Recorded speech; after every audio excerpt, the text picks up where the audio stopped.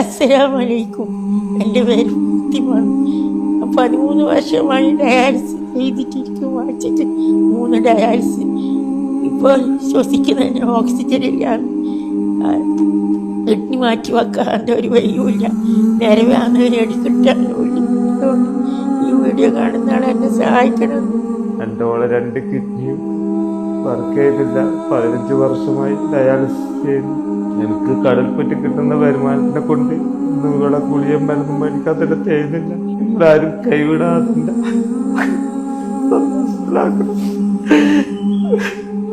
നല്ല കൈവിടൂല, അതിൽ ഉറപ്പുണ്ട്.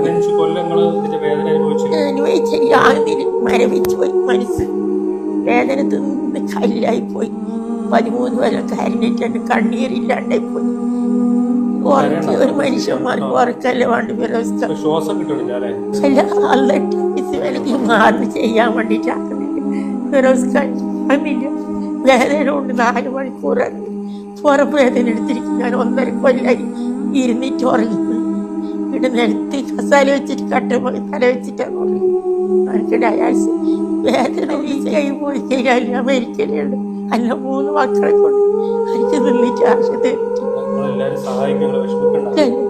അസ്സലാമു അലൈക്കും വറഹ്മത്തുള്ളാഹി. ഫിറോസ് കുന്നംപറമ്പിലാണ്. ഒരു മനുഷ്യനും കണ്ടു നിൽക്കാൻ കഴിയാത്ത നെഞ്ചു പൊട്ടുന്ന ഒരു കാഴ്ചയാണ്. കണ്ണൂർ പയ്യന്നൂരുള്ള ഫാത്തിമ എന്ന് പറയുന്ന ചെറുപ്പക്കാരിയായിട്ടുള്ള ഈ ഒരു സഹോദരിയെ ഇന്ന് കാണുമ്പോ ഒരു വൃദ്ധയെ പോലെയായിട്ടുണ്ട്. കിഡ്നി രോഗം ബാധിച്ച് 15 വർഷമായി അതിന്റെ കഠിനമായ വേദനയിലാണ്. ഇന്ന് ശരീരം മുഴുവൻ ക്ഷീണിച്ച് ഒട്ടിയുണങ്ങിയിട്ട് ഇതാ ഈ ഒരു അവസ്ഥയിൽ ശ്വാസം എടുക്കാൻ പോലും കഴിയാതെ ഇങ്ങനെ കിടക്കുമ്പോ ഈ സഹോദരിയുടെ ജീവൻ രക്ഷിക്കണമെങ്കിൽ എത്രയും പെട്ടെന്ന് ഇവരുടെ കിഡ്നി മാറ്റിവെക്കണം.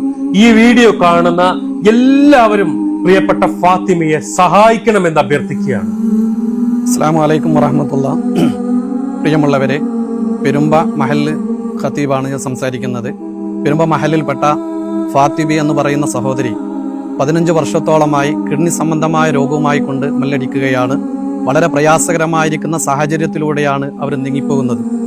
ഭർത്താവ് കടലിൽ ജോലിക്ക് പോയി വളരെ തുച്ഛമായിരിക്കുന്ന വരുമാനം കൊണ്ട് പ്രയാസത്തോടു കൂടി കഴിയുന്ന ഒരു കുടുംബം, അതോടൊപ്പം 3 കുട്ടികൾ, അതും ബന്ധുവീട്ടിലാണ് അവർ സ്വന്തമായി വീട് പോലും ഇല്ലാതെ താമസം കഴിക്കുന്നത്. 15 വർഷമായി നല്ലവരായിരിക്കുന്ന നാട്ടുകാരുടെയും മറ്റൊക്കെ സഹായം കൊണ്ടാണ് അവർ ഇതുവരെ ഇതിന് ഡയാലിസും മറ്റു കാര്യങ്ങളൊക്കെ നടന്നുപോയത്. തുടർന്നുള്ള ചികിത്സക്കും കിഡ്നി മാറ്റിവെക്കലിനും ഏകദേശം 35 ലക്ഷത്തോളം വരുന്ന ഒരു വലിയ സംഖ്യ അനിവാര്യമായിരിക്കുകയാണ്. യാതനയോടുകൂടി കഴിഞ്ഞു പോകുന്ന, പ്രയാസത്തോടുകൂടി കഴിഞ്ഞു പോകുന്ന